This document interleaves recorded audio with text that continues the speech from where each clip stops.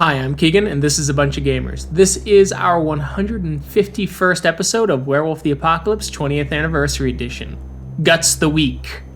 I'm going to go around and have my players introduce themselves. I'm Tyler, and I play Kyle, also known as Guards the Low. He's a Philodox of the Children of Gaia. Hi, I'm Sam. I play Cora. She's an Aruna in the Get of Fenris. Hi, I'm Adam. I play Mark Guides the Fallen, and he's a Thurge of the Children of Gaia. Hi, I'm Sean. I play Zeb Speaks-in-Sweet-Whispers.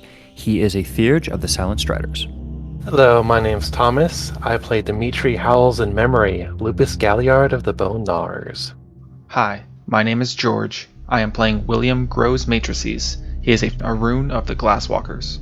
After going to the Sept of the Green, the packs had coordinated to get Howling King to speak to Jonas Albrecht, while Shadow Dagger would speak to the Margrave in an attempt to play the two sides against each other to deal with Alvin Stormchaser, the Shadow Lord with a mysterious past.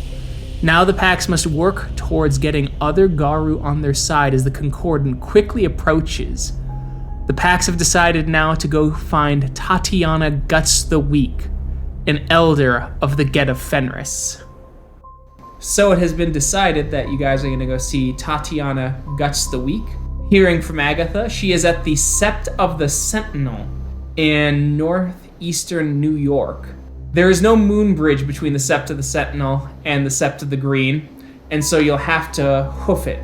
Luckily, there's plenty of wilderness trails and paths that you can take in Lupus form to get there a bit quicker, though you'd still stealth around, which will slow you down a bit, and it takes you about 4 days to get there, as you arrive on January the 4th. As you see the mountain looming, and you give a howl, and the Get howl back that you must test yourselves to see if you are worthy to enter the Cairn. And so you will all need to make climb rolls, which will be Strength Athletics, difficulty 8. Any failures deals a point of bashing damage. Is it like climbing the side of a mountain, or is Lupus reasonable? Lupus is reasonable. You can do it. It's going to be still holding yourself up, jumping around. So a wolf can climb it. It's not a sheer cliff face. Okay. I think I'll do Glabro. Way to flex on Cora there, William. No, get good, scrub. It's only one more. How many do we need in total? That's enough. You'll need 2. So Dimitri, you take a point of bashing, but also 1 more in Hamid form. So shows up your Glabro, getting to the top first. As you are approached by the gatekeeper, known as Daggerfang, the Lupus looks you up and looks at Cora, going, You are of the blood and of the Fenrir. You are of the tribe and the patron. You may enter. The rest of you may enter only if you succeed 2 of 3 trials to show your strength and your worth for the Cairn. Good luck, boys. What trials would you have us complete? The first is simple, if you wish to come this way. As you walk and you approach the edges just outside of the bond, there's a campfire that's been blazing. As you see metal rods within it, and they pull it out, and it is red hot, almost white hot, as they say, take your human skin and place your hand upon it and hold. Show strength of conviction that you are willing to let your flesh sizzle and burn for the chance to show strength and fortitude, for the apocalypse will burn even brighter. With no hesitation, William's just going to go ahead and grab a hold of it. All right, roll me willpower, difficulty 8, please. Okay. You hang on, you're sweating, you take 1 point of aggravated damage as it burns into your hand. Your flesh kind of sizzles, and a little bit of the fat on your hand lubricates and kind of melts down the edges of the metal rod before you let go as your skin crackles and breaks, and it is placed back into the fire to wait for the next. Mark will approach in his Hamid form. You are stoic in every way. As you let go, and you are allowed to go to the end, you will get a chance to test yourself with the next trial. Dimitri will shift into his Hamid form and go next. Or for you, you have to do it in lupus form. Oh, okay. Because they don't want you soaking it. Oh, that's a good point. So you have to take your little paw pads and as you hold it, you shake, you pant for a little bit, you almost howl out in pain, but you stop yourself and they pull it back as your paw is raw and in pain. And Kyle will go as well. Kyle, you grab, you hold, it sizzles and burns. A little bit of smoke kind of raises between your knuckles and your fingers as you let go. Dagger Fang nods and acknowledges your strength. You have passed fire. Now we will see how you deal with water. This way, as they move down and you have to partially climb down the mountain, as you start moving and shuffling your paws and hands in pain with that one ag localized entirely in your hand, as you finally get down and they take you to a stream. It is hidden and amongst the trees as one of the other takes Krynos and says, "Come, your baptism awaits." You feel the large Get paws with the claws just partially crinkling your skin through your clothes as the Get looks at you and plunges you into the river, their hand pressing you as your back strikes the stones as the ice-cold water rushes over you. Can I get a stamina roll, diff 7, please? Not often I'm rolling that in Hamid. You oh no. As your lungs fill with ice-cold water, you start to convulse, but the test is to make sure that you hold strength, and so now, because you have botched this roll, your willpower roll is now equal to diff 9. You need 2 successes not to freak out and potentially enter a frenzy. You also take a point of lethal damage. Your will holds true. The ice-cold water is in your lungs, penetrating and almost feels like needles. As they pull you up finally, you land upon the shore and you start coughing as water starts vomiting out of your mouth and nose as you feel the cold draining down your face. As the Get goes, "You have completed 2. Do you wish to try for the 3rd simply to test yourself?" When Kyle is done coughing, he will... No, he'll just thumbs up as he coughs. "Good. Excellent for unicorns, Get. Who is next?" the Krynos asks. Mark will approach. You feel the hands upon you and splash down stamina, diff 7, and then we'll see what happens. You hold your breath well, and now the willpower roll is diff 6. You succeed and you are pulled out. "You have succeeded 2. Will you go and attempt to conquer the 3rd? I will. And I'll go to Kyle and I'll... "Alright, cockroach's child. Come here." I'll step forward. Boom, down into the water you go. Not a botch, but now the willpower roll is diff 8. You succeed as your lungs also fill with water. They pull you up, you start coughing, but you're not nearly as bad as Kyle as you land upon, and they ask the same question to you. I would be remiss if I didn't go all the way. And next, Dimitri will go ahead and approach. Dimitri is picked up, splashed down. Hold your breath well. The difficulty is 6 for the willpower roll, and you succeed. Zeb, after the hot poker incident, roll willpower for me real quick. Diff 8, please. You do freak out and you do let go. You do take 1 ag, so you need to succeed 2 more of the trials. They bring you to the frozen river. The Krynos grabs you in your Hamid form and douses you down. I need your Hamid stamina roll. Diff 7, please. You get a lungful of water. Your willpower roll is now diff 8.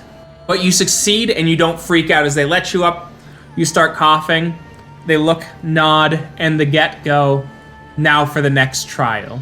It is here that they walk around you, and there are several Get around. They all take Glabro with 2 Encrinos on either side to make sure things don't get ugly, as they have whips and sticks that are willowy to cause no real damage but annoyance as they start swinging wildly. And Dagger Fang goes, who is the first to enter the circle? Mark will step forward. Mark will step forward, okay. It is, so you will need to do a rage roll, diff 6, as they start beating you with sticks. You succeed in not frenzying as you are let through. William will step forward to be the second one. As they quickly swarm you and start beating the ever-living piss out of you. That is 4. I think 4 is what you need to frenzy. Yeah, I think 5 is 6 is thrall. Right? 6 is thrall. So you shift into Krynos, and they launch and they grab you and they slam you down. He has failed, but he has succeeded the 2 others. Drag him, let him out into the woods.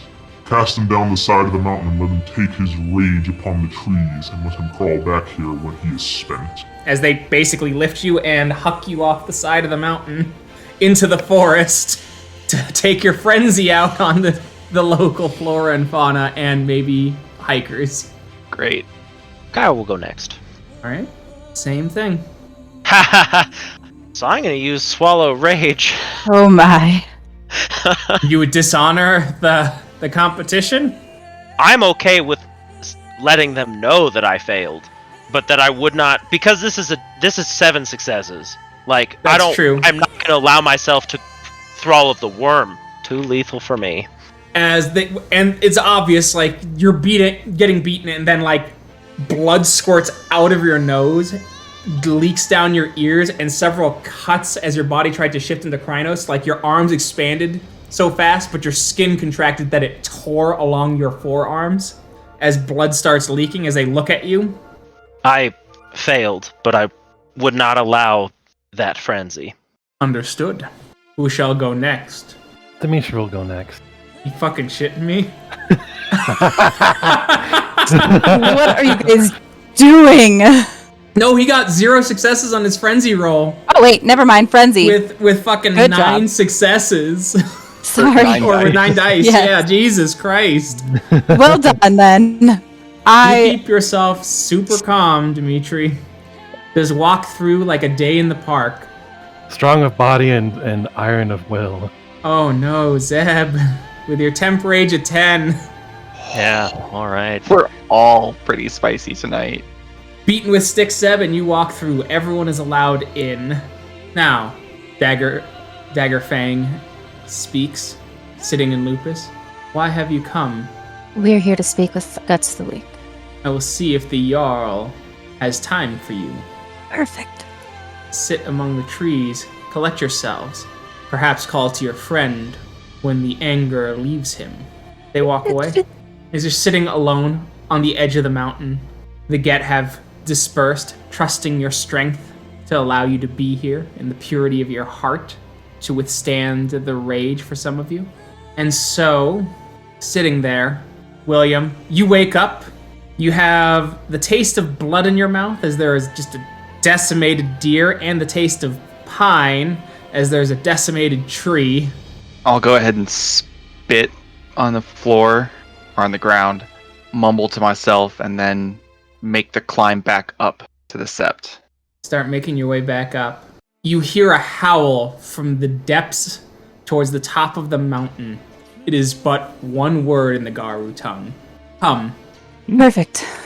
Gather ourselves, and at least Cora gathers herself, and You find an almost like hidden building amongst the trees, carved with the ancient runes of the Get of Fenris. Smoke slowly rising, the place slightly warm, but still allowing a bit of the damp to come in. You enter as you see Guts-the-Weak sitting there. She is sitting in the nude as she is taking in the steam and the heat of this place, her hands still resting upon the Jarl hammer as you see the scars lining her body, and she looks you all over and gives kind of a dismissive sneer. Jarl, it is good of you to make time to speak with us. Enter. Leave the taints of your human clothes behind. This place is meant to purify. not to dampen the clothes. Cora will just walk out, strip down, and come back in. Mark will do the same. Yeah, same. I'll enter. Sans close. You all start slowly entering. It is hot, it is clammy, but somehow as your body sweats, just enough of a breeze comes in to hit your sweat and almost make it feel like it turns to ice upon your back as a way to test your endurance in this place. So, Modi, you have come to speak, I'm sure, of the wretched thing that was brought up during the tribal moot. We have. That is one topic that I wish to discuss with you. The other being his mother. Though the way you talk about this child, I am going to assume that you are for killing him or letting him live to be tested as an adult. I am on the fence. Yes. The times are growing dark. Odin's eye has opened. Ragnarok is here, and soon Jormungr will rise from the Umbra and strike our mother. We walk a razor's edge, and every decision must be weighed. This decision especially weighed heavily. I understand that. I am sure everyone at this point knows our stance on this child. Though, if I were to put my feelings aside for him and for his parents, I would also feel that killing him now would be cowardly, and he should have the opportunity to get strong and fight for his life. As we all should, especially since he carries the blood of the Get. So he does, but he also carries with him something else. I am not talking about the River Serpent of older brother. I am talking about the connection to Odin's eye. Born at the same time, the legends and the tales from the Protectors do align with that, yes? They did not lie to me. He was born at the same time. And so, prophecy runs in its veins. Yes? Yes. She turns and looks at Mark and Zeb. Tell me, Godi, have the veins of prophecy always been kind to the Garu? Simply, no. They haven't. That is correct, Godi. They haven't. Why has that changed now? Sure, this desperate one prophecy is ambiguous, but it is for the Get to decide. We will fight regardless. And if this child is to become some champion of the worm, I simply fear that it will rob us in different ways. Like Loki, the half-Jotun, whose fair appearance hid a terrible nature of destruction. You would murder a child based on chance? If the chance is the entire world, yes. What is it that humans say? Would you go back in time and kill baby Hitler if you knew? Many would. Why is murder the only option?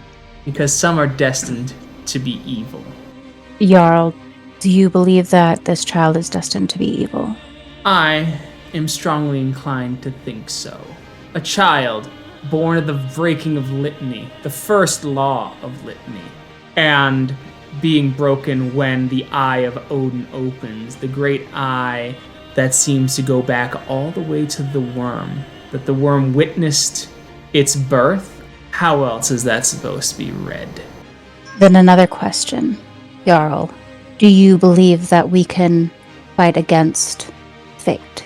Because haven't we been told that we are destined to fail in Ragnarok? That the world is destined to end?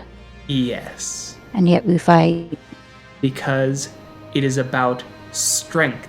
The struggle itself is worthy, but I will not struggle all alone when I could have stopped the struggling for others and protected our kin from something most foul if this child is some sort of immoral being of the worm? No, the Get of Fenris had always said that we will fight and defeat the worm or die trying, and the first option has been removed from the board. As every other Get, I look forward to dying while trying. Then let me ask you this, I- Cora Two-Hearts, as a Jarl. Here, with our flesh exposed, our spirits laid bare, do you plan on trying stupidly? It is my goal to try with wisdom and honor. If I had not gained the knowledge that I have now, and the opinions that I have now, I would not. Again, this is putting aside all of my feelings and love for the child and his parents. However, we went on a spirit quest, and during that, we came across many Incarna. We flew through the stars.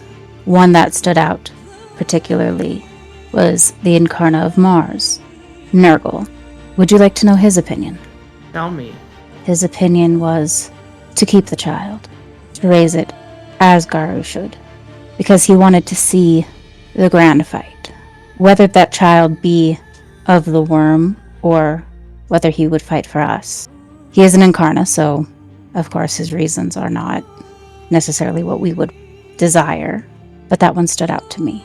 I also would like to shake her head at that thought and just look Tatiana head on and say, I feel we are going in circles and talking around the point. You want me to vote in your favor. That's why you're here. Jarl, I would like you to vote in our favor, yes. However, I understand your position. I would ask that you side with those Get who would see him grow. And if he does fall, if he shows an inkling of the worm, then that is when we can kill him. I would just ask that you do not vote for him to die now. Shakes her head. Everything you've done has convinced me to vote against you. Ask, beg, which heart are you following? The fate of the world is here and you come groveling to me? I demand respect, but I demand iron in your voice if you have any convictions at all. Then, Jarl, my conviction is to keep this child alive. I do not believe that he will be of the worm. I believe that if he is raised as a Garu, then he will not fall so easily as many of the Garus seem to believe he will. He carries Get blood. We do not fall so easily. You have forgotten the two that have fallen at the gates, but at least you have conviction now. I am glad you have at least found your heart. Hopefully your real one. My asking was out of respect.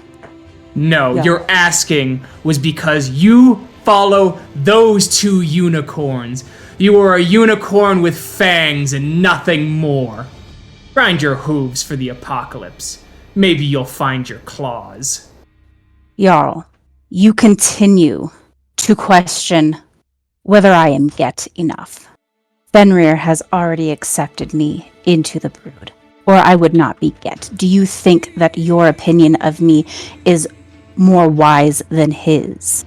Fenrir has made some mistakes before. I am familiar with the ways. Are you saying that the swords of Heimdall are worthy of being Get before we rended them? I think that Fenrir saw something in them, and what they chose to do after that. Then you chose on to be a them. weakling after you proved yourself to Fenrir. Jarl, I have decided who I am. I know who I am, whether it is weak in your eyes or not.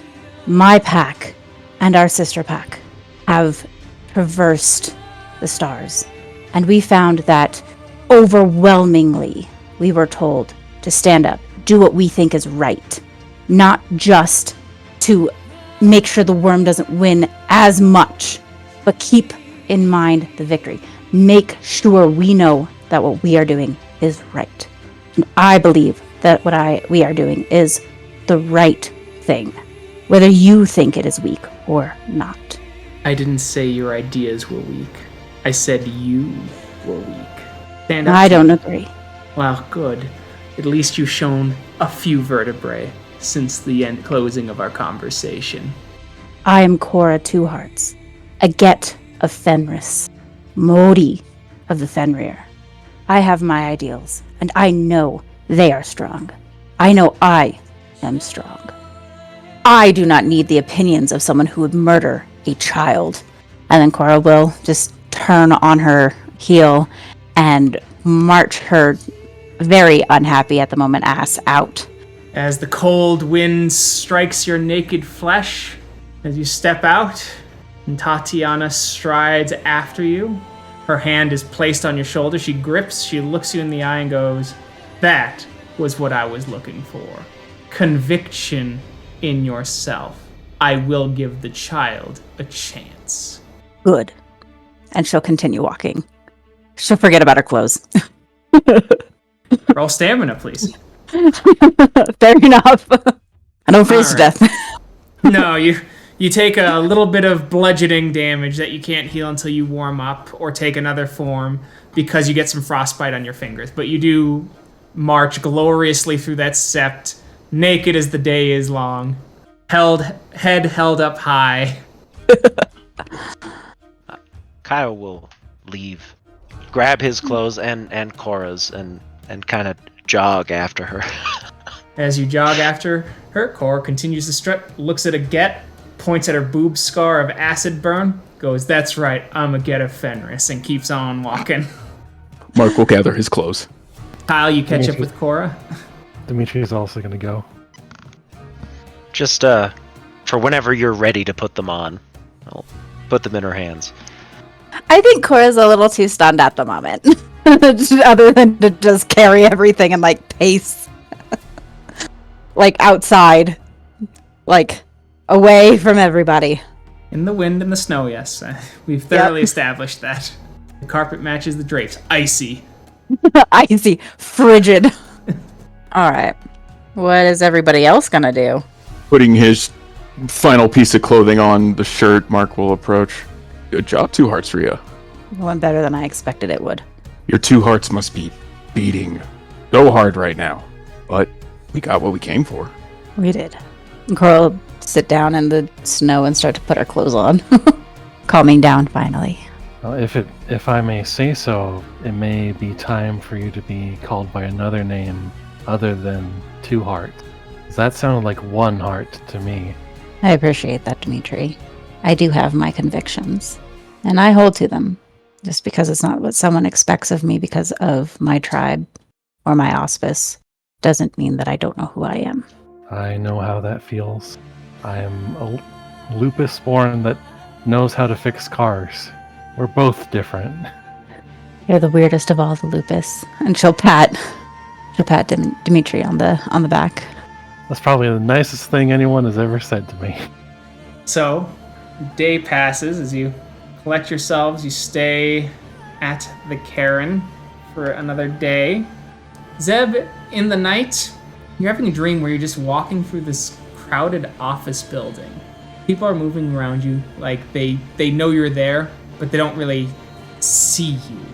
You find it almost hard to breathe. Your nose is kind of clogged. And so you try and breathe through your mouth, and you find that difficult.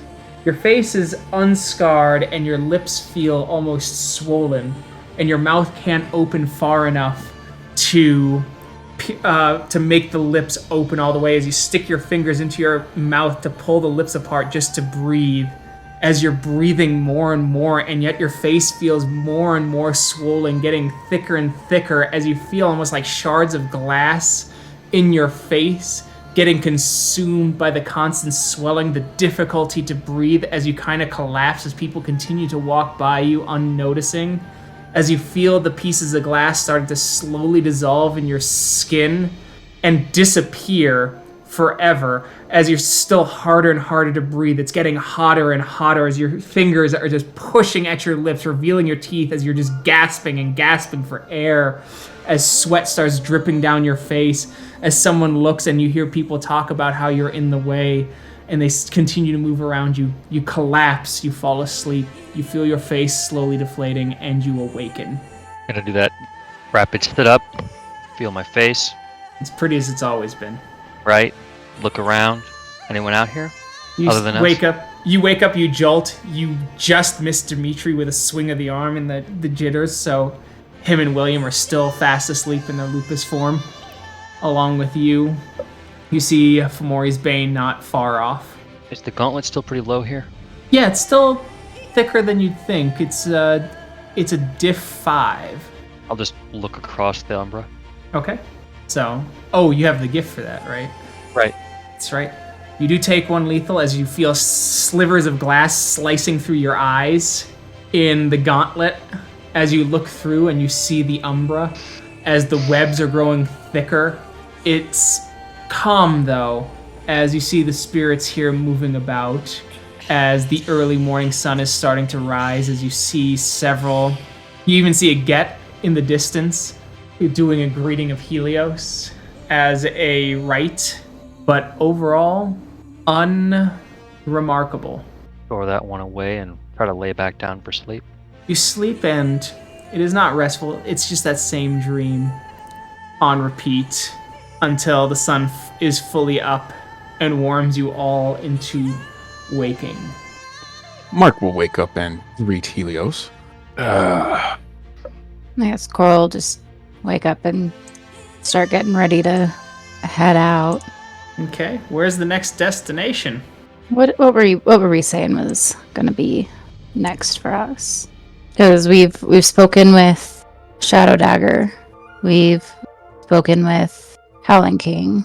We need to wait for word back on both of them about the king and the Margrave.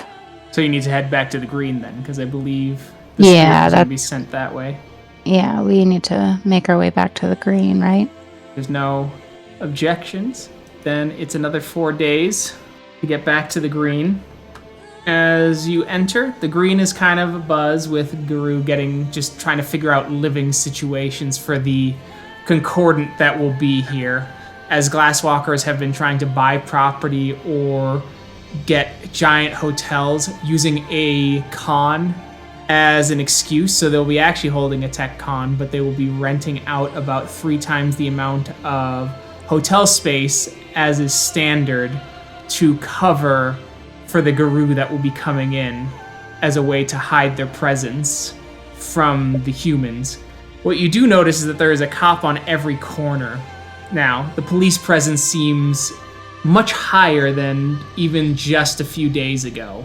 Is there any information I can glean from the news You can... that might provide reasons why the police activity is so high?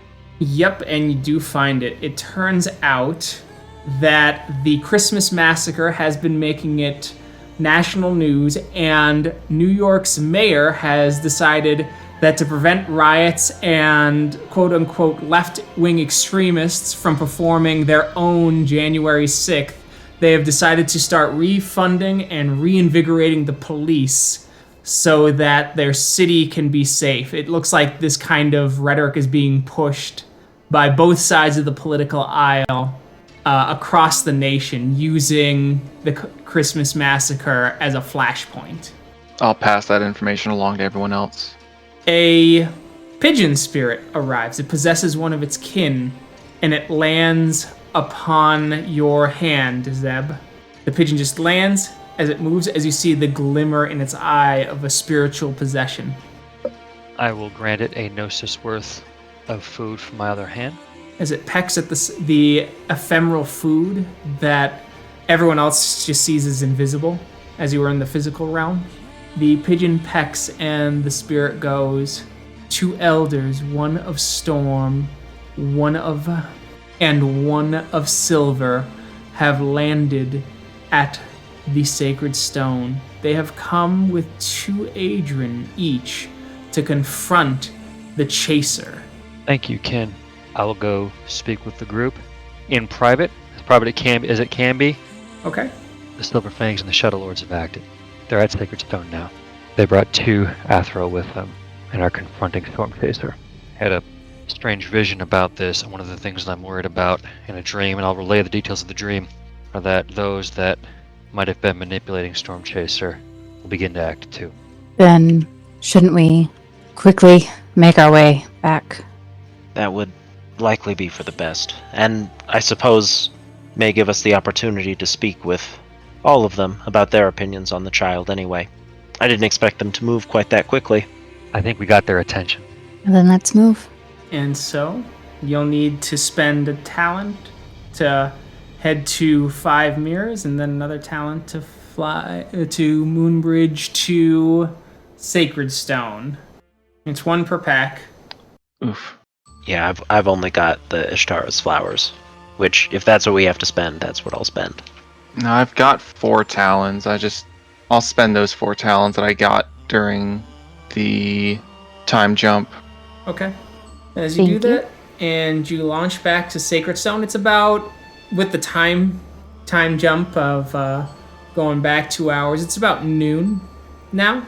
Since you got that spirit and getting things ready for the Moonbridge and the calling, with that, you find out that these Garu had gone over to meet with Storm Chaser, who was inspecting helping the kin inspect the new facility that William had bought out east, now that that has gone through.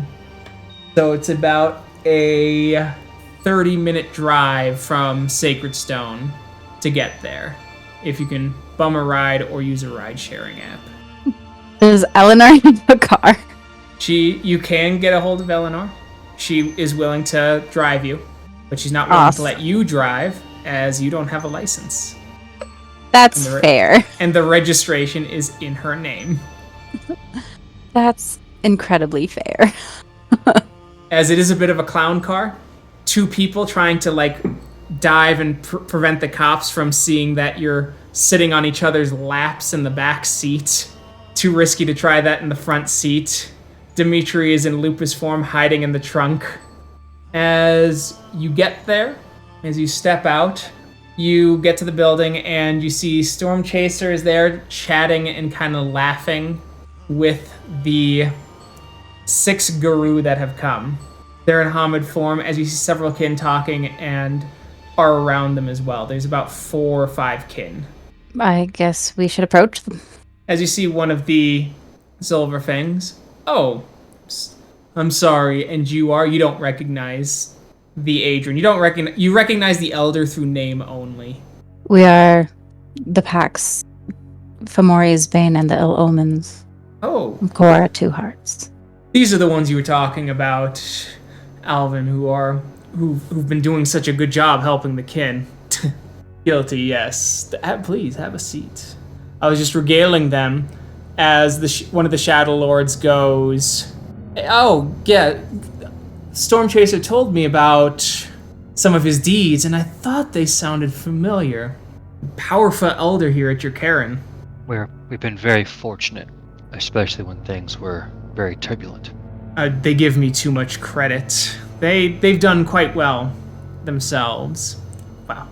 As you can see, there's going to be a whole concordant about them. I make it no secret that I believe in them and that I will be voting to keep the child safe and them continuing to go along. As the Silver Fang goes, I'd been considering the opposite, actually.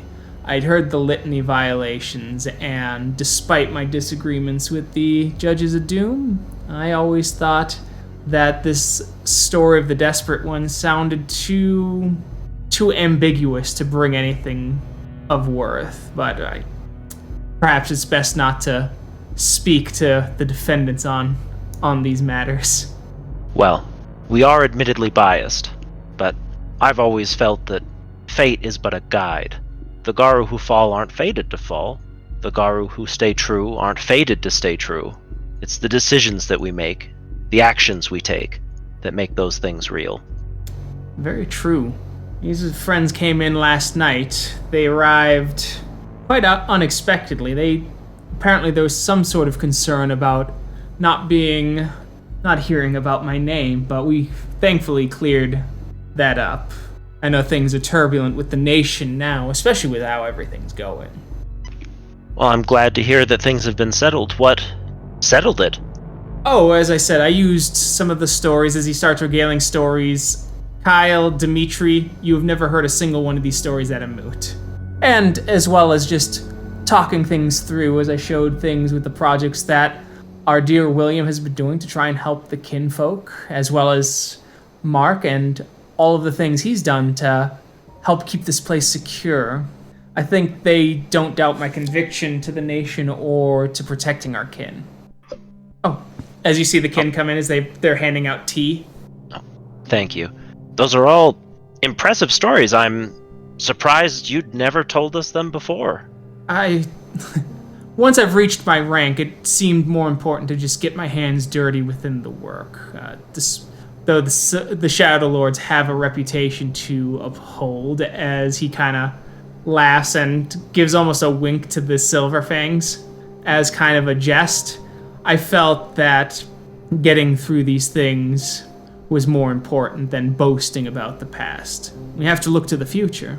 I agree we do have to look to the future, but shouldn't the lessons learned in the past inform our decisions on how to improve things for the future? Oh, I have no disagreement. I brought that with the energy that I tried to do when helping the kin and suggesting idea. And, well, it just seemed that boasting of past deeds, it wasn't really giving lessons. It was just a way to boast when I'd already reached a rank where the boasting seemed unnecessary. May I please roll Sense the Unnatural? Sure. So you get the smell that he is Guru. You smell the smell of the Guru on him. But you also smell feathers, like of a bird of prey, and a kind of smell. What's the word? There's something you can't quite put your finger on. It's almost like a masking smell. You know, like how if someone sprayed Febreze or something like that kind of thing to just cover up the smell of something else. That is the kind of additional sensory input you're kind of getting off of. Like when hunters use the deer spray. Yeah, something like that, yeah.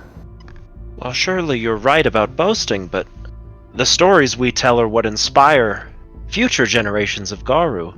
It's important to relay them. So what do you see when you look to the future in these dark times? I see the chance to make sure that the Sacred Stone recaptures what it is meant to be, a Sept of Vision. One that older brother heralded, and they still herald now. But now it's a beacon not just for the three brothers, but a beacon for the nation as a whole. A chance for vision, a chance to see beyond and to glimpse and be inspired. I think the future holds is that if we have an impossible child, then I think impossible deeds can be achieved. I would feel this is a bit of a paradox, no? The Shadow Lords know the horrors of the worm. They know the deepest and most terrible things that might come, and they know some of those things would be words of honey. In many cases, I feel that the Great Tribe of Storms has ensured we are a little more wary, a little more ready, a little more tested, in a different way than the Get might test us, just purely of tooth and claw, because they know how wily the worm is. Vision is one thing, but I honor what your Great Tribe has done, Elder, in an unheralded role too. I simply do what I can. I think that it is important to make sure that those who need to be seen lead to inspire. It would do no good if I tried to take over, even though between us here, I think I would do a better job of running Sacred Stone than any of the elders currently on the council. It is not for me to be seen to do so, but to simply give advice and steer this place. It is more inspiring and thus better for the coming war. For older brother to be seen, and even the children of Gaia aiding, is it not? Could I roll to see what the other the strangers to me, feel about this? Sure, that'd be perception empathy. Standard diff? Yes. Fuck. Nah, not getting a good read on him. You know what? I still have my Lagomorph spoon on, and there's one more one I can turn into a 2, and I'm gonna do that now. Alright. As you do that, you get the sense that the Shadow Lords are definitely in Storm Chaser's camp, but the Silver Fangs seem to be more of the opinion that being heroes as they are, they should be the ones, being seen. Zeb will kind of do the Midwest goodbye, knee slap, and stand up. If I might, for a moment, August leaders, speak to Storm Chaser for a moment in private. There was a message that I was keen to bring to him. Of course. Turn and walk out. Storm Chaser stands up, walks with Zeb into the kitchen. Did Zeb partake of the tea? No. Okay, perfect. Then you should have some tea, Zebulon. Oh, shit. You react negatively. Go fuck yourself. As he goes, fine. You have a message to bring. You have a message to bring to Vancouver, and you must do it. You must tell your packs that it's very important, and it's the truth to everything, but you cannot tell them until you get to Vancouver. What is Zeb's willpower? 7. 7, thank you. And because of mage bullshit, you feel the compulsion to go to Vancouver to spread the message. You go to Vancouver because you have a message. That is what you will tell your friends. You can tell them nothing else except that is important.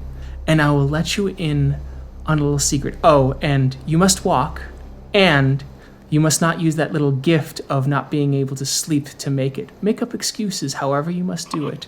Perhaps it is to be tested. But walk to Vancouver, and once you get to the city, you can tell your friends the truth that I'm going to tell you right here. And he leans in and he whispers to Zeb, and he pulls back. Shall we go have a seat? Yes. As you guys walk back into the kitchen.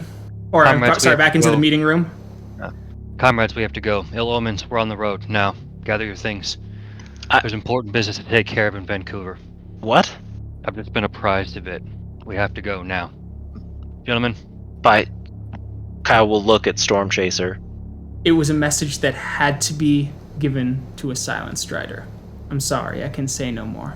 Rhea, are you sure that we have to leave now? Unfortunately, I am, brother, and I know you have business that needs to be taken care of here, but we have to go now, and we're taking the long way. Well, sudden urgency leads me to side with Zeb here. I think this is rather important, and if we're taking the long way, surely another hour wouldn't harm us. I really wish I could tell you more, Kyle. It's that Things are coming, Kyle. I'm sorry. I have tried to keep things safe from you, but this is deeply important. And you cannot take the fast ways because I fear that they are being watched. It's okay, Kyle. We can split up. Me and William will go with Zebulon. You guys take care of things here. You can always catch up. You've got my number. I mean, if it's something that important, shouldn't we all go? If the way's being watched, we might need the security. Yeah. I'd really appreciate your help with this, Kyle. And that of your pack. Guards the Loria speaks with sweet whispers, does not normally act like this. I feel we should follow his fervency. I am well aware. Then let's go. All right, then. Zeb is pretty tight-lipped about things. That it's just important. That it's constantly important. Kyle is absolutely not going to take this, quietly. So basically every decision that gets made, Kyle's gonna be like, "Why can we run? Can we use your gift to get us there faster? The way's being watched. Us being fast isn't being watched. Literally every piece of it is gonna be why can we? If it's important, we should be fast. So it is February the 11th as you cross the threshold that says city limits. And Zeb turns to all of you. Double scream and scream and cry and scream. Carson faces the storm. And we'll see how this all shakes out next time. Thank you to everyone who listened. We'll see you in that next episode. Bye.